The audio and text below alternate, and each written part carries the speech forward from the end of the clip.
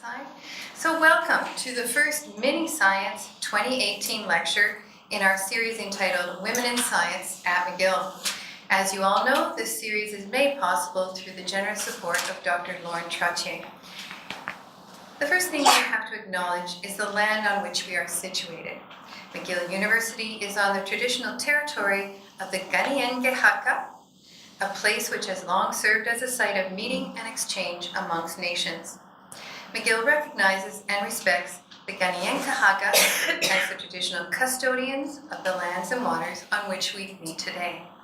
We would also like to acknowledge Chris Lyons, the director, head librarian is the official title, of Rare Books. This is in Rare Books. This Colgate room has just been opened up for these kinds of conferences, lectures, presentations. Chris set up the furniture for us. He's been the man who's been, you've seen him getting chairs in, trying to help us out as best he can to make us comfortable in this site. He wanted me to let you know this is not a special place, not an exclusive place. The Rare Books room, that reading room out there, is open every day, Monday to Friday, 10 to 6, for anyone. You don't have to make an appointment. You don't have to be an official academic researcher. This is a public space. Okay? 10 to 6, Monday to Friday. Weekends closed. If you need to use this room, talk to him specifically. We acknowledge that this series takes place each week on Wednesday evening. Our registrar out there was Jessie. Jessie is from alumni. There's still lots of room. Please encourage your friends, your neighbors, your relatives.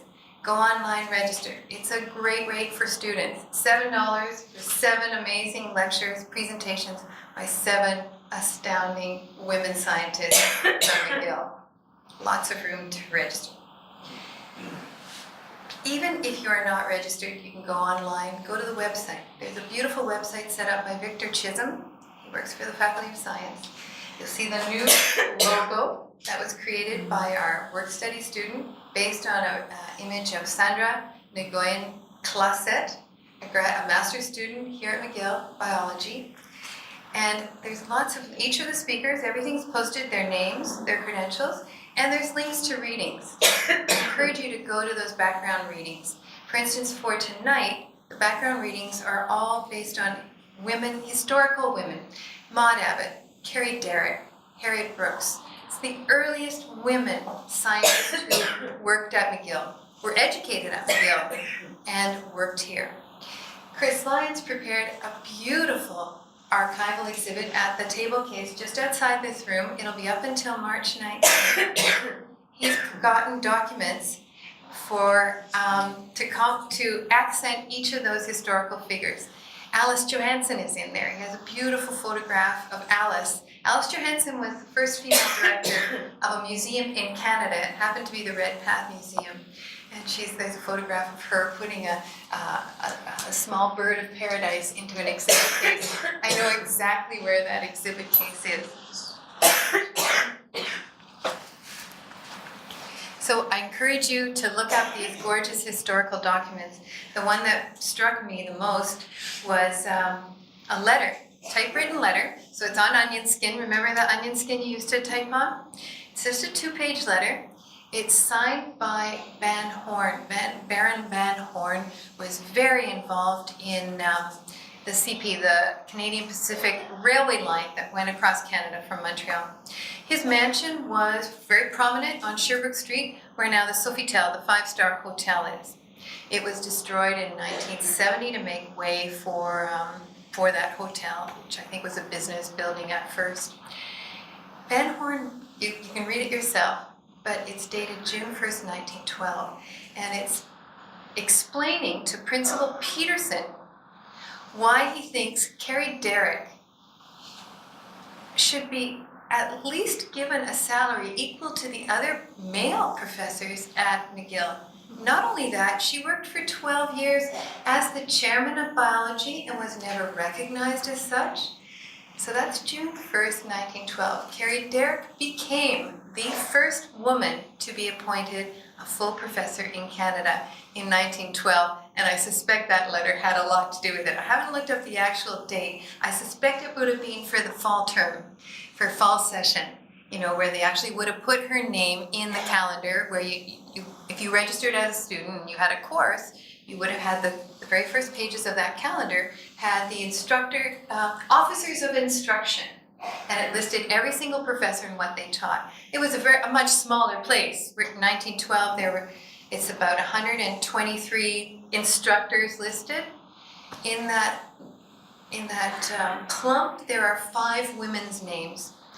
Carrie Derrick is listed as a demonstrator in biology, even though she's running the whole department, as taking the place of the chair who was ill for 12 years.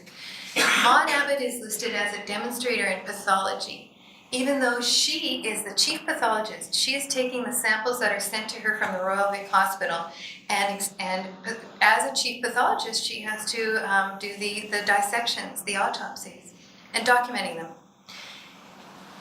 Who else? There's a warden. The warden for the Women's College, which was Victoria College. The women all had segregated education and lived separate from the men. So the warden, Maud, Carrie. There is a registrar. Registrar was a woman's name. And the last one was a cook, chief cook. 5 women's names out of 1912, out of 123 officers of instruction. So I encourage you to look at archival things over there. Very, very lovely exhibit that Chris put up for us.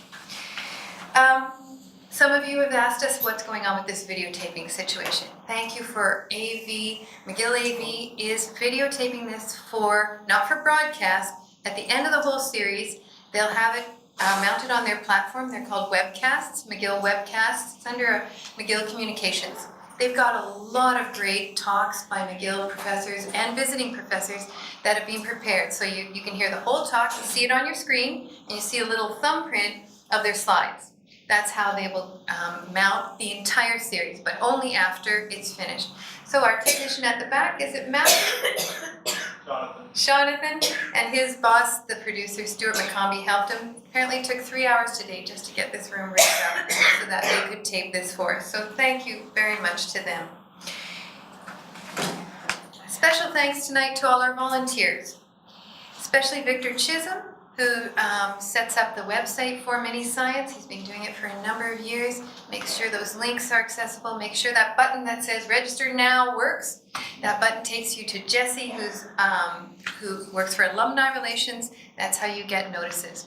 You're going to get a notice in a few weeks through him in your inbox. I have to sort out access. This is not an easy room to get to if you're mobility challenged at all. So I apologize to anyone who struggled with that tonight. I will be making arrangements with the Office for Students with Disabilities. The door is at the bottom of those external stairs.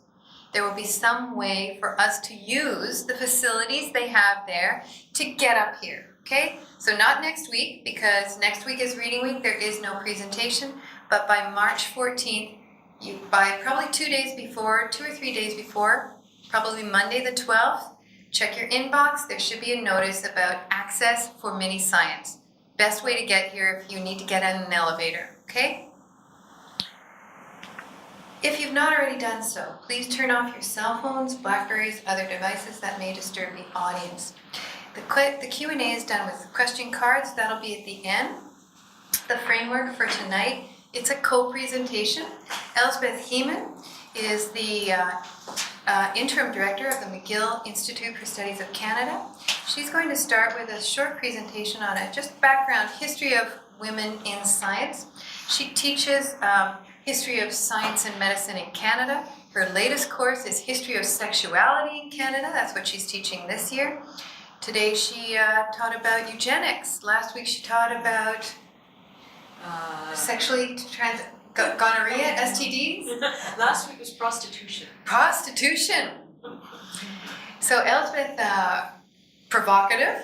She just ran an exciting conference on the weekend on Canadian taxation. Well attended, 150 people came out for that. We're lucky to have Elsbeth co-presenting, first of all, the history of science, women in science in Canada and at McGill, and then a conversation with Madame Fortier, Principal Fortier, Suzanne Fortier. You have her official biography. That's the handout I prepared. Her office sent me that beautiful biography of her. But what she doesn't include in that written bit is Do you want to? there's a story and there's a little bit of Madame Fortier that she will hopefully reveal tonight. Oh, I'm sure. It If I has can to talk. do, if she can't talk, well, I'll help her out. Has to do with what you told me Yeah. way back in December when you first came to McGill. These two people, Monsieur Donnet, Professor Donnet, and his Yeah. wife Gay Donnet, that they took her under their wing. And I brought something from their lab that maybe you haven't seen in a long time, but maybe you won't mind if we pass it around. Gay Donnet, yes. the mineral. Comment c'est-il? Yes. Yes. We took them off that exhibit. They are positioned yes. right under on the platform Yes. here at the Red Plant Museum. They're out for the night. They Yeah. got released so that we can enjoy them. And if there's a chance that you can let us know what we're looking at, because I believe that's where you learn the essence of crystallography from Yes. these two people from McGill. Yeah. What I'm holding is McGillite, so Yes. that should take pride of place. So I will put that here to have resonance while we're having our conversation tonight. Bathrooms, if you need, there's only one exit here. It is this exit. The emergency exit is at the back if anything is to happen. But at this point, we'll turn the podium over to Elsbeth. Thank you very much. Okay. Thanks. Just look to the next slide. Next slide. Right. Ooh. Okay. I'm just going to say very few words about the background of women at McGill. This is so well known. If anybody doesn't know the story, you can read Margaret Gillett's We Walked Very Warily. Women were admitted famously to McGill after much fight to arts and sciences together in 1884. They applied to study in medicine about the same time. That argument is unpersuasive, apparently, and they do not get into the medical faculty until 1918. They do not get into engineering until 1942 is when women begin to get into the applied science. And here we have the first engineer student in McGill. So I'm gonna move very quickly through a few slides just to give you an overall sense of what it looked like, what the enrollment looked like. 1934, this is students, 12.9% of the students are women in sciences.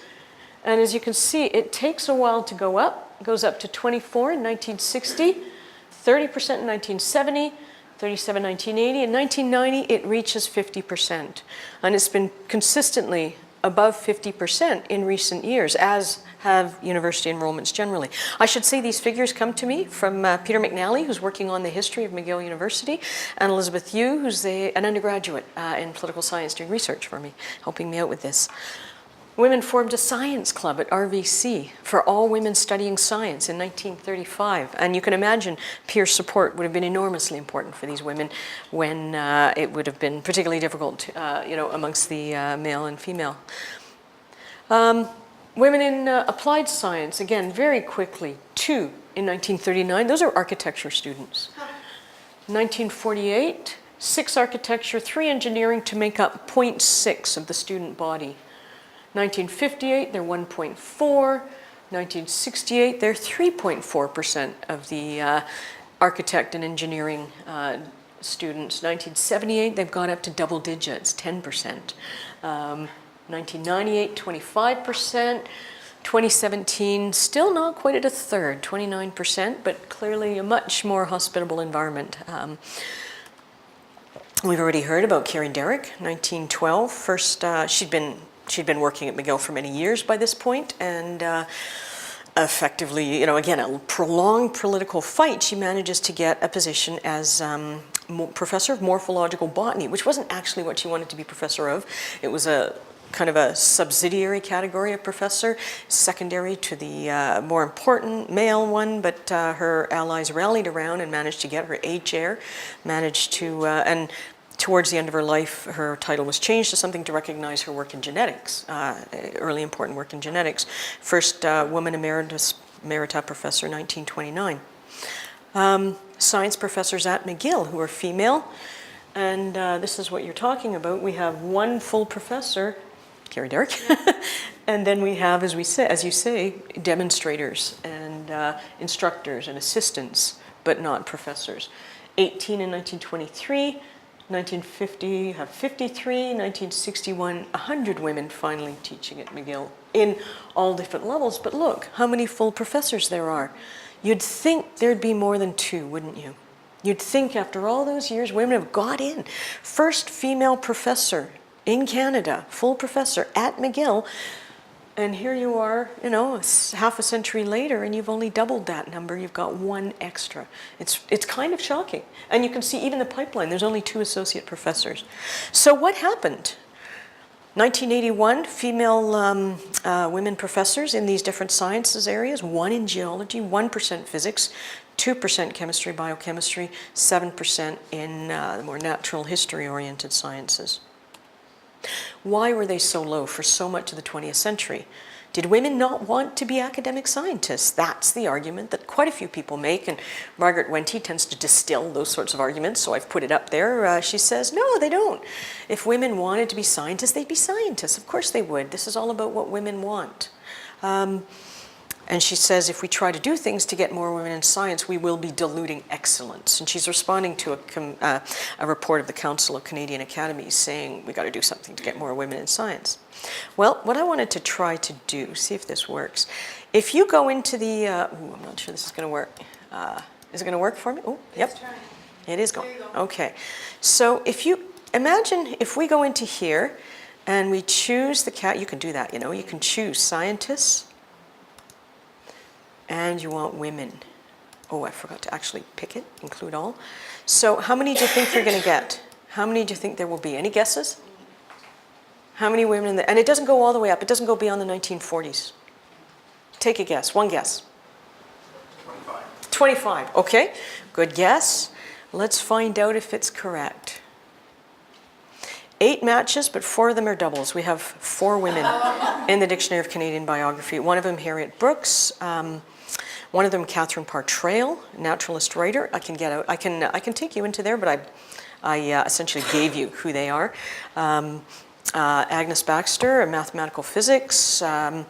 She doesn't get an academic job. She works, does academic work, but never gets a formal title. Harriet Brooks, trained at McGill, one of the most important female physics workers in the turn of the century. She does get jobs, but never serious jobs. So, she's briefly a tutor at Bernard. She leaves academe for marriage, as one had to do if one got married. Florence Daly Lucas, privately taught, became a librarian. For a $100 honorarium, and Catherine Partrail, who was privately taught in the early 19th century as a naturalist. So they're invisible. There's women scientists, but they're invisible, and Carrie Derrick doesn't show up there. I think she'll be there soon. I submitted last week, they accepted it, and I have to go through the proof. So what happened to the women? There's lots of scope for women to do scientific work, and many of them do. Many of them don't show up as such in the DCB, but what they don't do is they don't professionalize. Science, and the concept of the scientist is really coined in the 1830s by a Cambridge philosopher, William Whewell. Scientists professionalize. They organize themselves as a profession dedicated to making knowledge better, making their own status better, getting better job offers, screening out the non-scientists, distancing themselves from low-wage sorts of people who don't have their PhDs, don't have their credentials. And it's a process of masculinization. Women are part of what they're distancing themselves from as a power grab, and also the kind of claims they're making that we deserve more money and we deserve more power and we deserve more publicity are not claims that women have ever been able to make very well in public, because generally the ideal woman is a wife, and you don't want your wife asking for a higher salary or demanding more autonomy, right? So these are seen to be unfeminizing in some ways. So women can do science without unfeminizing themselves. They can pursue knowledge, and many do, but they can't advance themselves. They can't make the kind of demands for power that men do, and they get left behind there. So they have to fight two battles. If women want to be scientists, they have to get their way in to be educated, and then they have to fight the gender gap, the wage gender gap, which permits universities to offer them lower wages. Okay? If a university, if any employer can hire somebody much more cheaply, it will do so. And we know this historically. And universities will do so unless they're given incentives not to, I think. And it's nice that there's incentives not to. So what happened, Margaret Rossiter is a historian of women scientists in the United States. She came and spoke at McGill a few years ago to recognize Carrie Derrick. And she argues that you'll have brilliant scientists, fully fledged scientists, you know, prominent. They recognize very talented women and they bring them into the lab. And they want to see them accorded full honors and status, but it's the universities, the employers who say, but why would we give them that kind of power? You know, why wouldn't we just pay them as little as we possibly can? And the historians of science have tended to assume that if there was a lab, the women just did minor work. They didn't do the serious work. So that's how come women became invisible in places like the DCV. I'm just going to say very quickly a couple of words about progress in recent years. Here we have mathematical physics and sciences. This is engineering and applied science. This is mathematical and physical sciences. The black bar, as you see, is 1991. And the gray one is 2002-3. So these numbers are moving up very rapidly. That's good. Yeah, they're still far. You know, this is 20%, right? Nowhere near 20%. But nonetheless, the numbers are going up significantly. And that's up to 2002-3. Just an overall map of women through the 20th century in academia. And you can see how slow it is. Still in 1970-71, very, very slow, but rising. Nowhere near male levels, but rising. Representation of women by seniority in field of study in Canada, 2008 and 9. Full professors of physical sciences, computer science, engineering, math are women, 9%. So not even in double digits yet for the full professors. But the pipeline is there, 15% associate professors, 23% assistant professors. So probably at least a quarter now. Women's work in the university now, it's as autonomous and as high-flying, you know, as fabulous as anything that men do. We have some of the best scientists. I want to sound like Trump. We have the best people. We do. We really do. But that doesn't make it immune to gender pressures. And here we have two of McGill's most prominent female scientists who are fully aware of these pressures and happy to talk about them if you ask them. Proportion of women in Canada university research positions. This is a table, very recent table, last few years. Starts at the bottom with bachelor students, moves up to masters and PhDs. Postdoc is the one that has insufficient data. Assistant professors, 42.6%. Associate professors, 36%. Not U15. If you're in a higher class university, a U15, less women. Tier 2 Canada CRCs, 32%. McGill's, by the way, in sciences, 50%. Tier 1 CRC, 17% in 2012. Canada Excellence Research Chairs, famously, when they came in, no women at all. They all went to men. I think it was 18, was it? Yeah. Every single one of them went to men. Where are we now? Have we had any progress? We've got one woman Canada Excellence Research Chair, and she's at McGill. And as Madame Fortier says, we are very proud to have such a prominent and distinguished scholar in pain research as Luda Dyatchenko joined McGill's Center for Research on Pain, which is, again, a great McGill tradition, the pain research. So I'm going to stop there, turn off my images, and invite Madame Fortier, Principal of McGill, to come and talk about her experiences.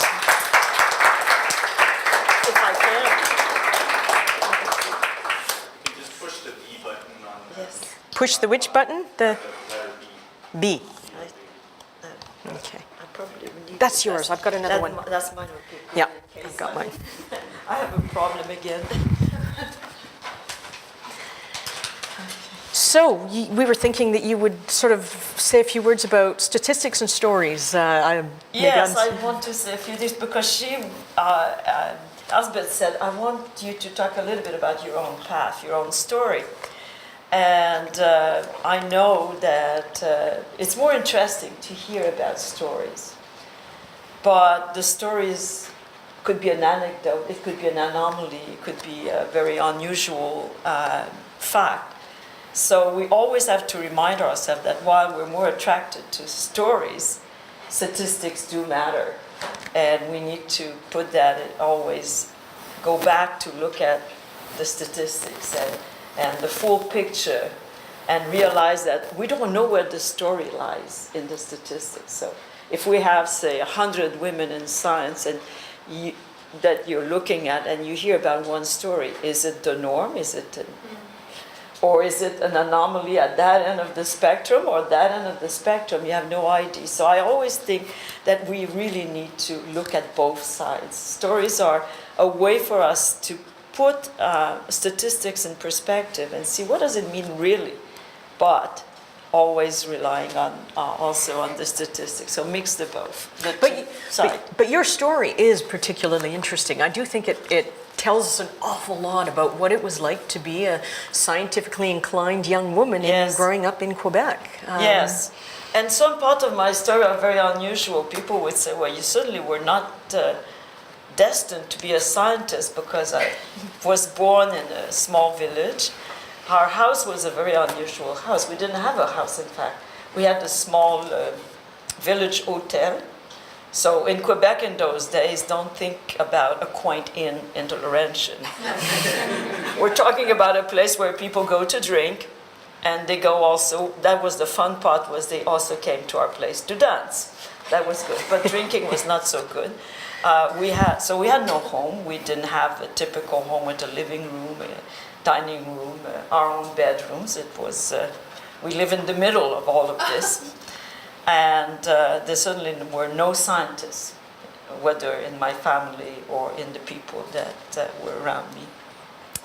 And so it was an unusual home in that way.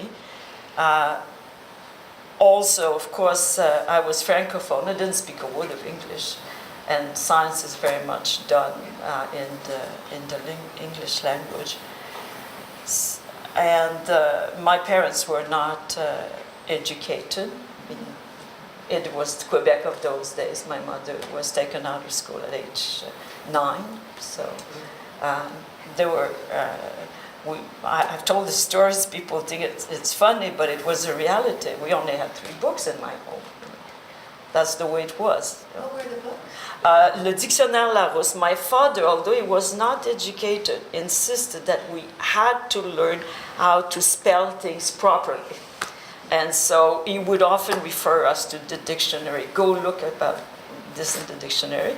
We had the Bible, and we had the Eaton's catalog. En anglais?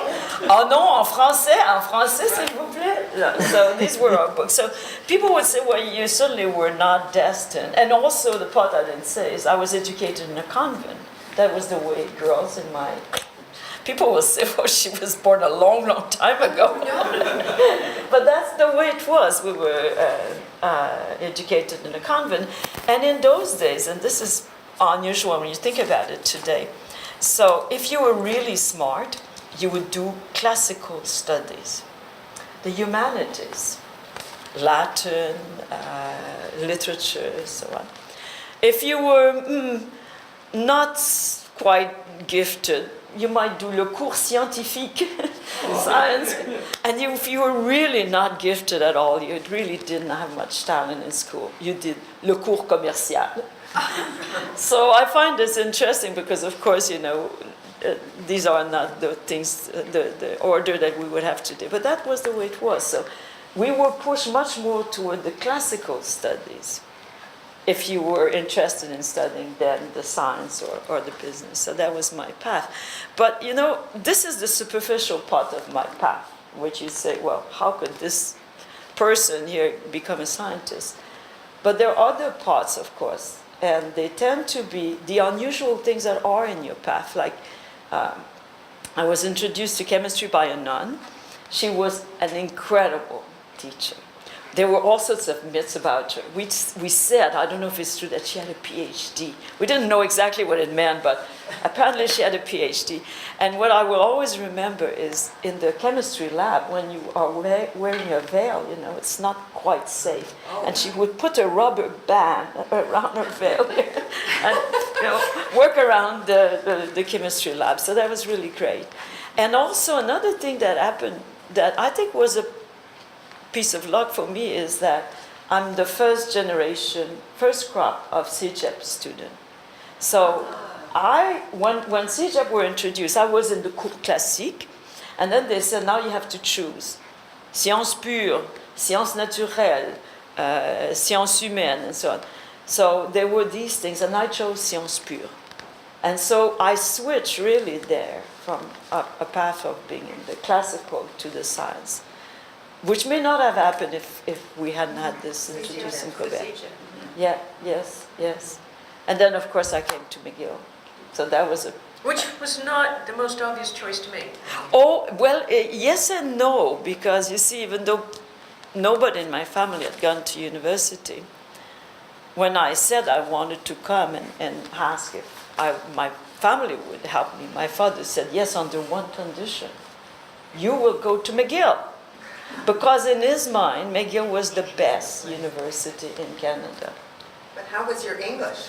Oh, pas très bon. I'll tell you one story. I look at the calendar, I say, that's the place for me. I'm not going to go to classes at McGill. Il n'y en a pas des classes à McGill, il y a des lectures. Read a lot. I thought, this is great, I'm going to read at McGill. I was surprised when I arrived that there were classes, but the lecture, perfect.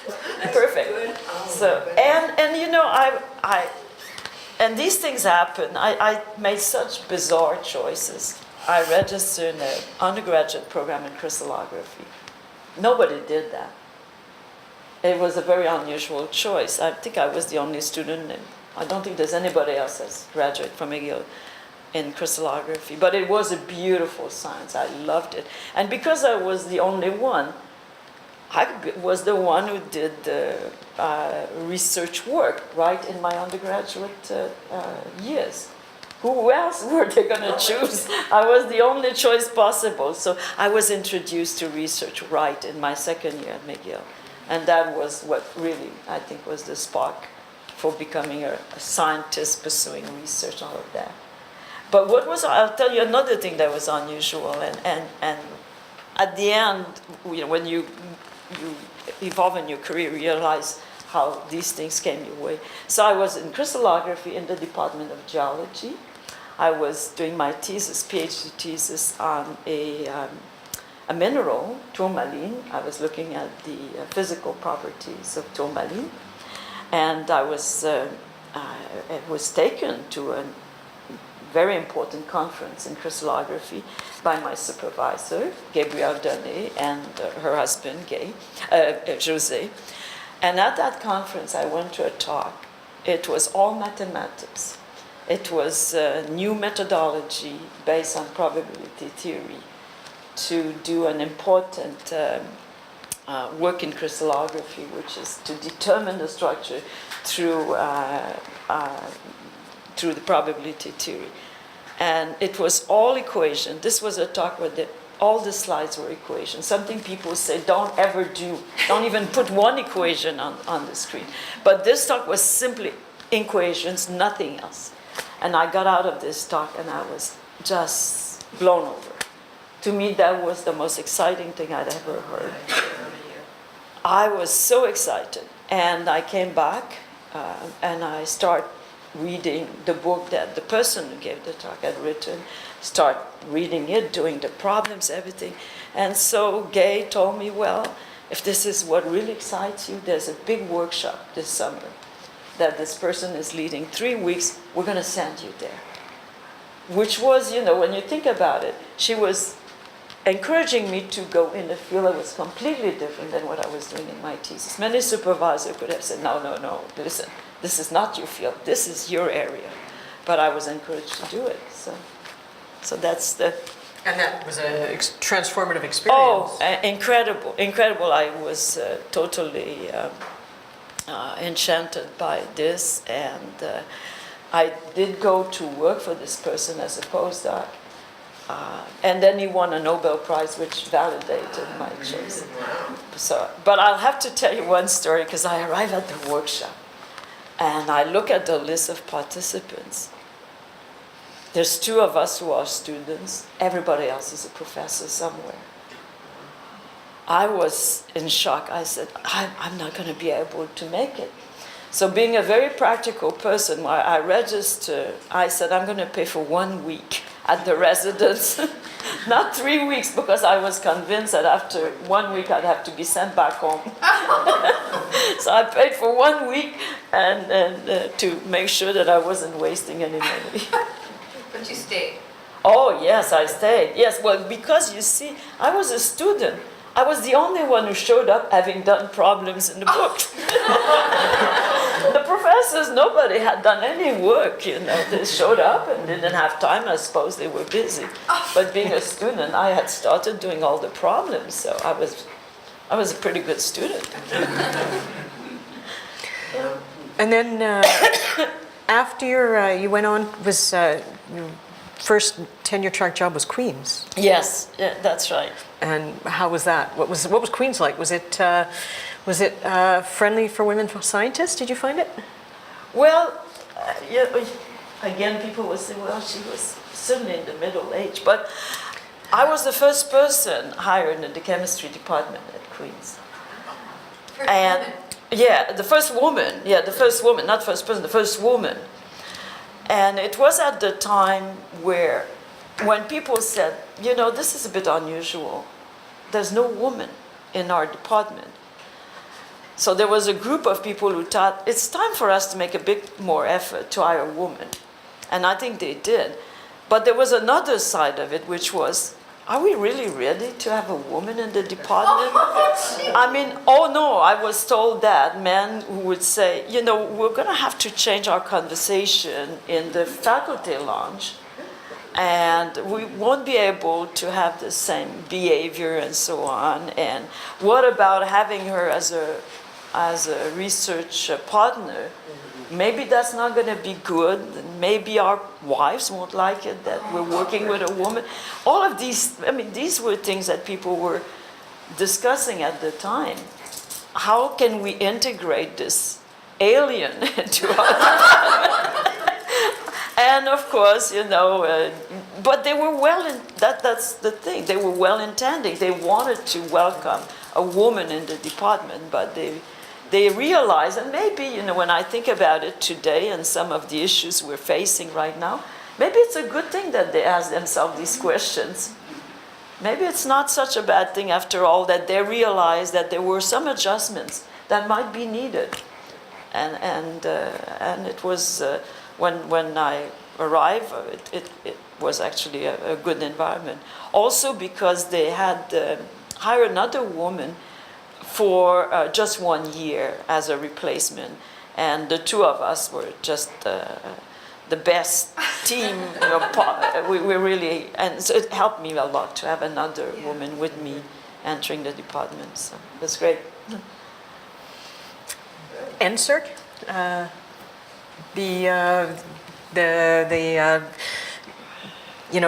organized science in Canada. You got NSERC. Yes. a Might have to particular. explain what that is. NSERC is the main agency of the federal government to support research and research training. So that's NSERC today.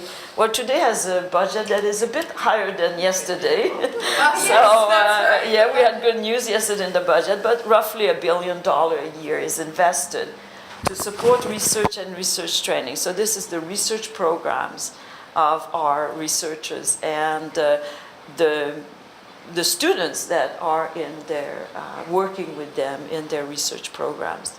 So I should say that because when people may not realize that at NSERC, at least 500 million is invested every year in students.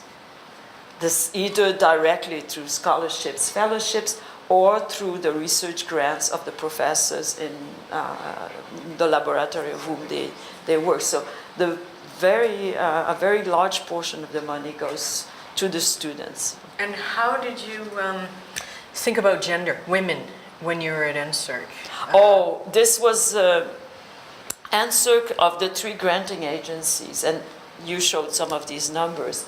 NSERC, the disciplines of science and engineering are the disciplines that still are lagging behind in terms of the participation of women. When you see numbers that show 50% women in science, these are correct numbers, but the majority of these women are in the medical health sciences. In the NSERC discipline, they would be in the life sciences. So in biology, there would be a higher proportion of women. But if you think of the physical sciences, chemistry, physics, mathematics, the percentage are much lower, and in engineering, even lower. So we knew that. And so we paid a lot of attention to the processes at NSERC to make sure that there were no bias. We would watch every competition, always the data on gender were data we looked at. It was interesting to see that at the graduate level, in the scholarship program at the graduate level, we usually had a high percentage of women than men in our success rate. At the postdoc, also pretty equal, but then it starts decreasing as you go on, and people call that the scissor distribution. So we would see that. We looked at what could be done to change those statistics. Some of the things that can be done are, I think, cultural.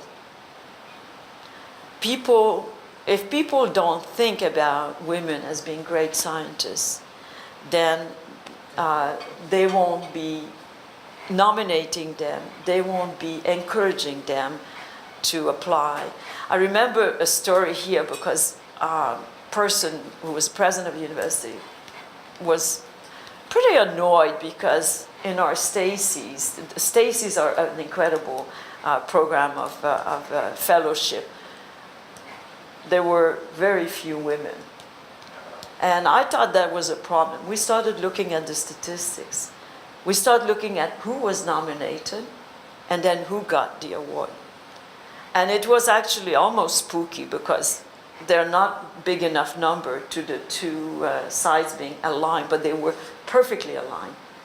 There were, say, 15% of the nomination were of women.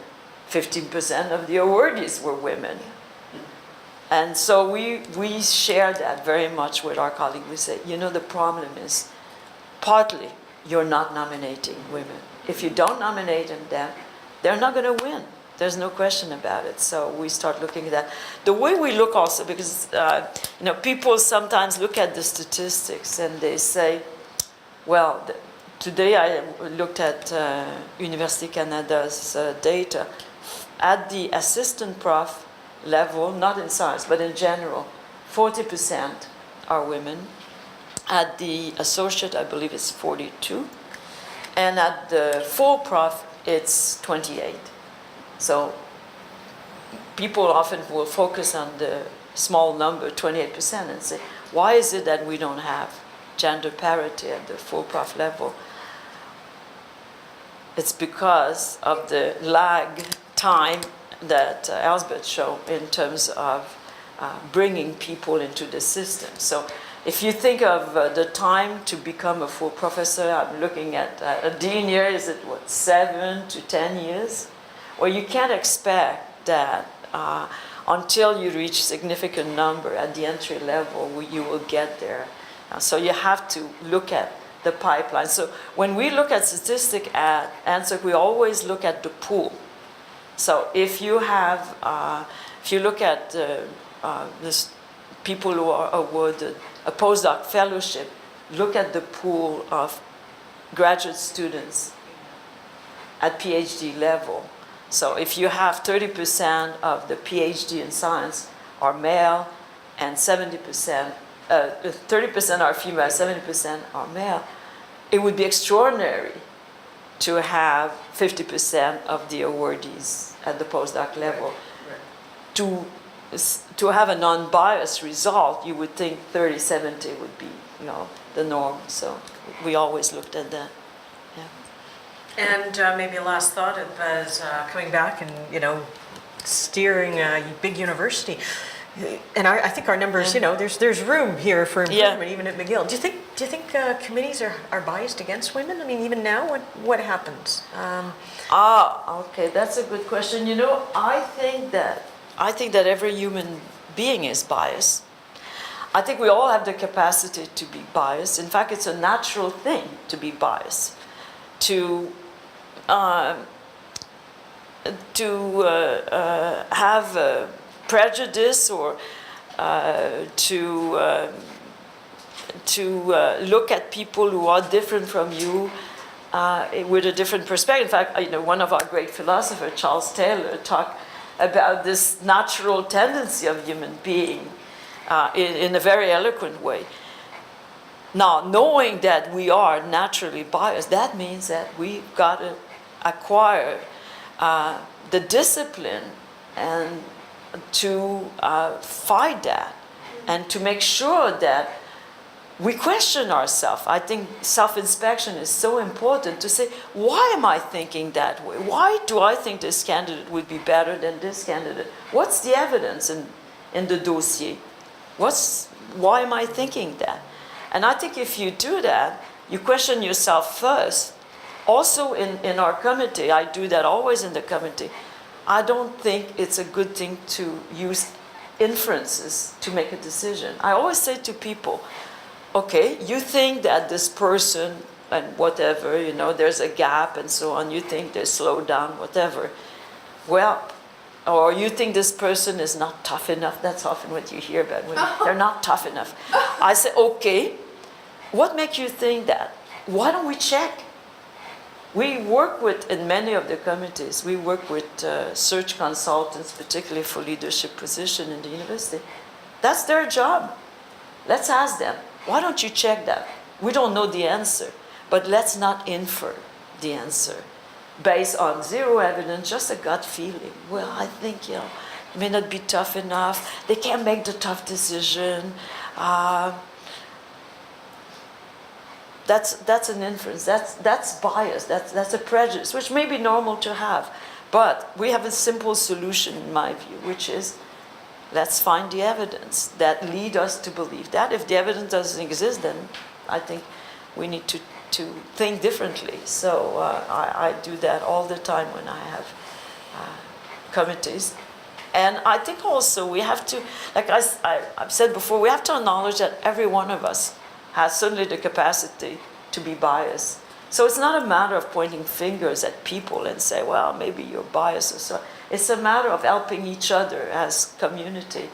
And it starts with ourselves to identify why we think in this way, why we make this assessment of a person without evidence, and then questioning ourselves. So. And I'm happy to say that we have the numbers at McGill are increasing. We're going to reach parity, I think, at the assistant professor level fairly soon. At the level of deans, we don't have parity, I will tell you. We now will have, very soon, 8 out of 13 dean women. This is not gender parity. So we're going to have that. And what I will say also is that these results come from very good, rigorous processes where I think people are doing the sort of things that I'm saying, being much more diligent about looking at evidence, looking at the files, taking the steps that are needed to properly assess candidates. So. I was tremendously impressed when I first met you at the Carrie Derrick conference, and you said, you know, you have to look at the evidence, you have to Yeah. count the numbers. And I went back and started counting numbers in my home department, and oh my goodness, what's going on? And I've been a bit of a rabble-rouser ever since about gender in my department. Yeah. But I think you've got a wonderful message about evidence and women, and also a wonderful story. It tells us so much. It's just amazing. But I've asked some questions. I wonder if we should open it up for the Yeah, we audience. should, definitely. Normally we write our questions and, you know, we have a big room and I bring the questions up front, but I think we can hear enough that we can open it up without written questions. I can repeat any question that's And then raised. it'll get- Did you pick up your English at Queen's? Did you pick up your English at Queen's? Yes, about it. No, I got it at McGill, and I'm still waiting for the bill. I think they'll say, you know, you paid for crystallography, but you never paid for learning English here. So maybe someday I'll get it. You told us your English accent is confused with an Israeli accent. Yes, because a lot of my classmates and friends at McGill were from Israel, and as you know, people from Israel also have a variety of accents in English. So my English is a variety, un potpourri d'accent. Yeah. Yeah. So the part of the problem with not enough women in academia is the pipeline. Yes. The base isn't large enough. Yeah. What's McGill's responsibility in attracting or to getting the level undergraduate engineers, say, to be higher percentage of women? Okay, I'll repeat that for the mic. Yes. How do we get Phrase questions. how do we get more women into undergraduates engineering? Yeah, Yes. like engineering or physical sciences, and like what is McGill's responsibility in that, in actual action? Yes. That's a very, very tough question because, in fact, at McGill, the percentage of women in engineering is higher than the national average. So we are doing some efforts for attracting women in engineering, but it is very difficult still across all universities. When I know, for instance, that the NSF has done a lot of study, the National Science Foundation, the USF, they have done a lot of study on gender. They have a program of social sciences in the NSF, so they've invested money to do these things. And a lot of it comes with a perception, a wrong perception of what engineering is. Many women will tell you that they're not interested in engineering because what they want to do is put their talent, their hard work in an area where they can have an impact on the world. And they don't see engineering as such. When I was at NSERC, I would say to them, now, think about all sorts of great projects in engineering. They do have an impact on the world. They also think that scientists and engineers work in isolation, which is completely the opposite. All engineers and scientists work usually in teams. So there are still perceptions out there that are very difficult to beat. One interesting thing that came out of the NSF study, which was, so for young women, because there was also, at the time when they did the study, there was a decrease of interest on both male and female. So they were really worried. We have problem attracting women, and the men are starting to be less interested. And when they look at the two, the women, it was, we want to have an impact on the world. So they prefer the health sciences. The man was, if I'm going to work that hard, and it is hard, the engineering program is very hard, I might as well choose a program where my earning potential will be much higher, and they'll go to business. Oh. Because that's a program where if you invest your time and your talent, your opportunity for a higher income is much higher than engineering. And so they said, you know, I'll choose this one. Better earning potential. That wasn't a case for women. There are also, and these are anecdotal a little bit, but there was a big surge in engineering, in civil engineering used to be just men.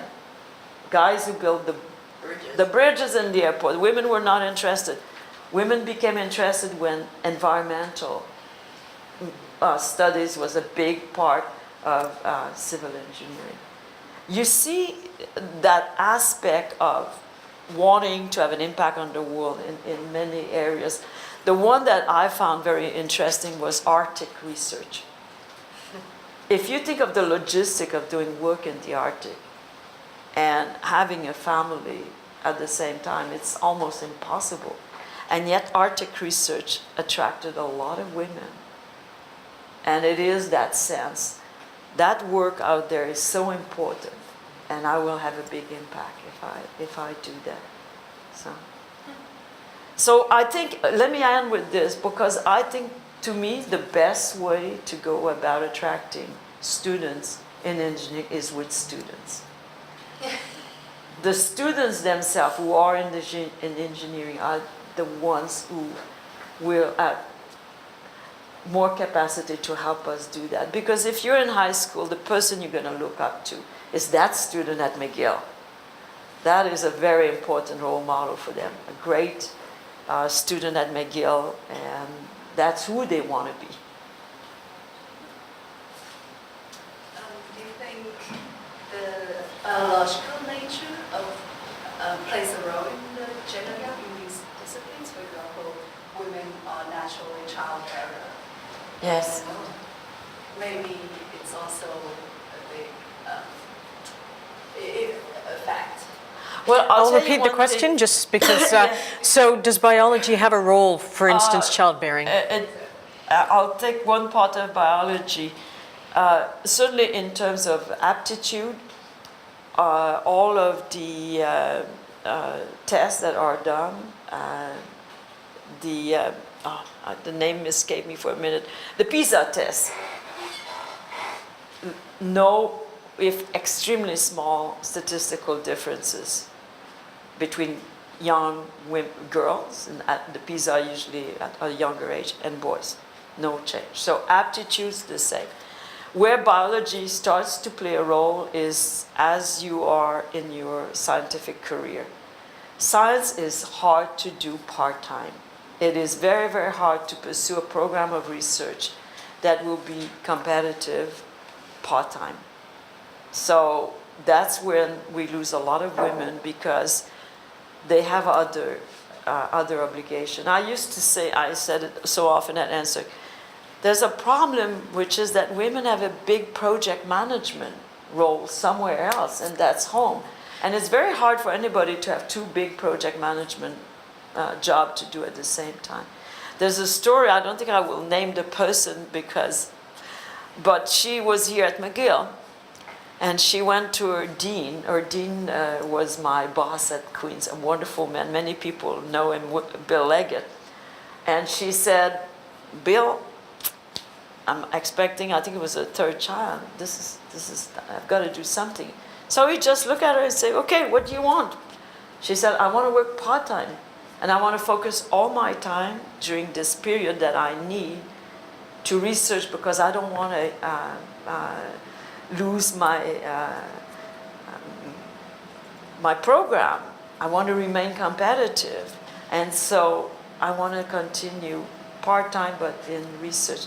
This is one of the top researchers in the country, in her field, and in the world. And it was that break she got from her dean that allowed her to pursue her research at the same level. So biology does interfere, I must say. And it is one of the biggest hurdles. And it's not a hurdle that you can easily solve, frankly. So we've got to figure ways to do that. Like this was one way here that she proposed and the dean accepted. So essentially we need to fight harder in terms of the system if you want to manage it.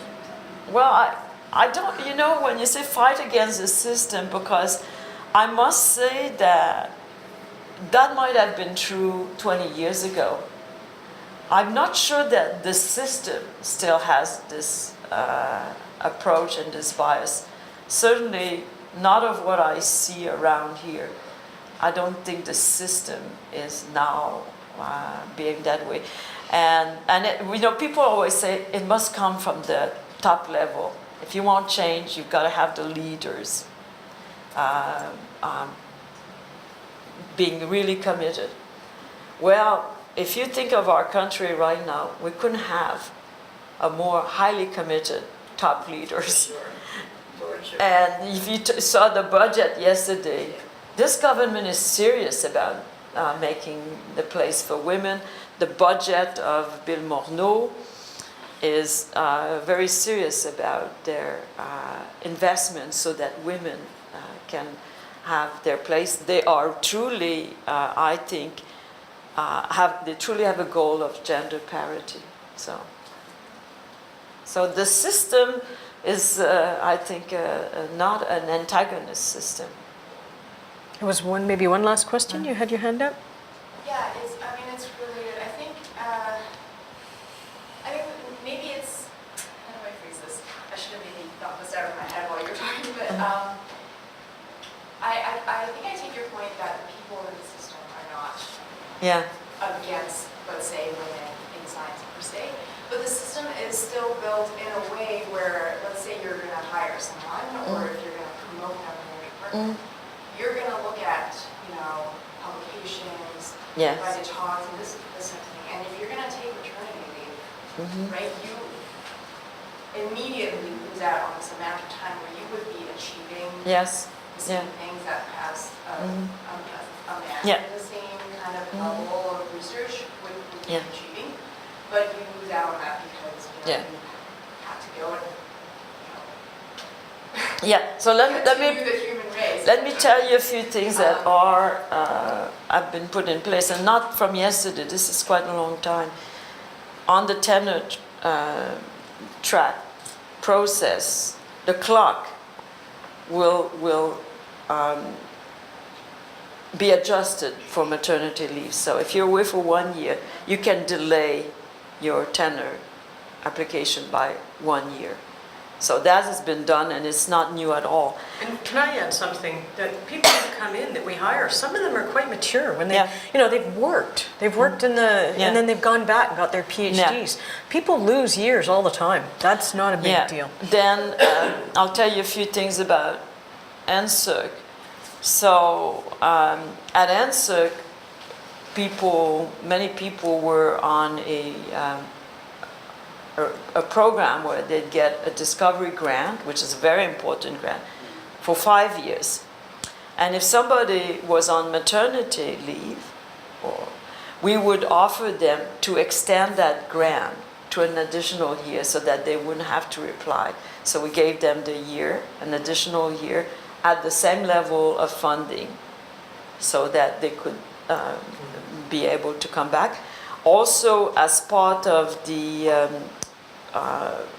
assistance that was offered, was to pay for people who would accompany you to a conference to take care of an infant, so that you would be able to continue presenting your work in conference, which is very important for your work to be assessed.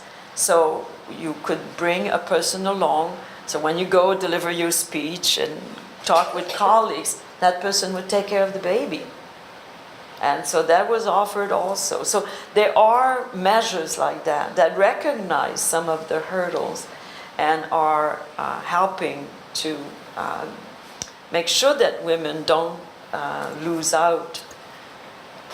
So, Might say with Galileo, it does move, and yet it moves. there are people.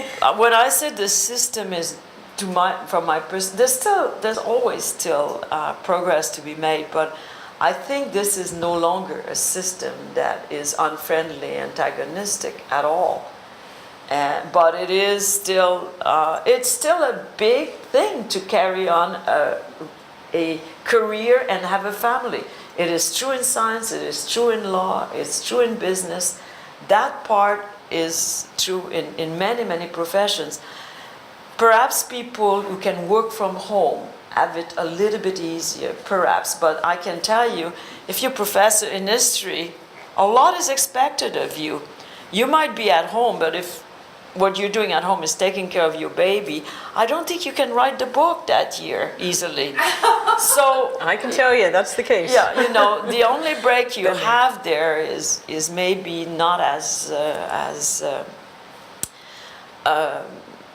an obligation to be in a particular physical space, but it is true. It's not easy. And I don't think we will easily figure out the parenting and the career combination. Can I just, can I just add, because actually, can I ask my actual question? I was kind of just reacting to what you said about that. But my actual question is, we talked about engineering a little bit, or Yes. more women into engineering, and I know that some of these statistics are discipline specific. Yes. And in health sciences, I think one of you mentioned that there's a lot, Yes, there's a very high percentage of health scientists who are women. Right? Most of I'm in biochemistry, and most of my colleagues at the graduate student level are women. Yeah. Actually, most of them at the postdoc level are women. Yeah. But at the postdoc level, Yeah, the numbers start to drop off. And it's not always because they want yeah, to have children. It's just, yeah, I don't know, there's still resistance at the level between Yeah. a postdoctoral fellow and an early career researcher. Mhm. Somewhere in that space, there are still Yeah. forces, if you will, that are kind of yeah. compelling women for whatever reason. So I'm wondering if you can speak to, Well, I can tell you in the biomedical areas, and this is true in Canada and it's true in the US, the competition for research funding is fierce. It is extraordinary.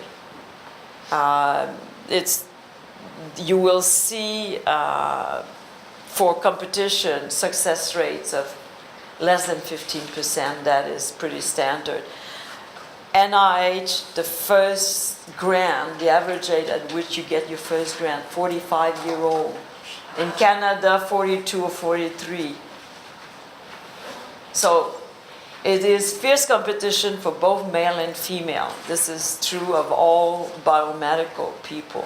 So many people, and perhaps more women, at one point say, I don't think this is the career for me. I don't want to wait, and I have other things in my life. I'm going to choose something else. And it is, to me, terrible because we're losing a lot of talents. Many people, and I know this includes Shirley Tillman, who was the former extraordinary president of Princeton University. She thinks the pipeline is too populated at the PhD level, at the graduate level. And there are not jobs for all the people that are being trained. So that's a very different problem there. So that I shouldn't tell you that. I've already moved for it. But, these are, as I say, these are the numbers. And it's good to look at the numbers and see what the numbers tell you about a very difficult path, because there's been a very populated pipeline at the graduate level. So you talked about NSERC having programs where women with operating grants or discovery grants can have their grant pushed. yes, Is that applicable also in CIHR? that I can't tell you. I don't know, because CIHR, I would be surprised. I don't think so, but I haven't checked. CIHR had a very different model. NSERC's model is quite unique, in fact, which is we give you a foundation for you to have a research program. It's not sufficient to cover all of the costs of your research program. So you're going to have to go and get other grants to supplement that. But that foundation will allow you to build a research program that will be for the long term. So that's the view there, is that we need to keep the talent. We need to make sure that people don't drop out because the granting system is too much of a lottery. So give a stable base. If you do great work, if you do good work, you're going to be pretty sure that you'll get your support, base support from NSERC, and then you'll get other grants. So that means that NSERC is very focused on not only the immediate term, but the long term, making sure that we have that foundation of good scientists, great scientists in our country. So that's a different philosophy, I think. But if women are only favored or only have that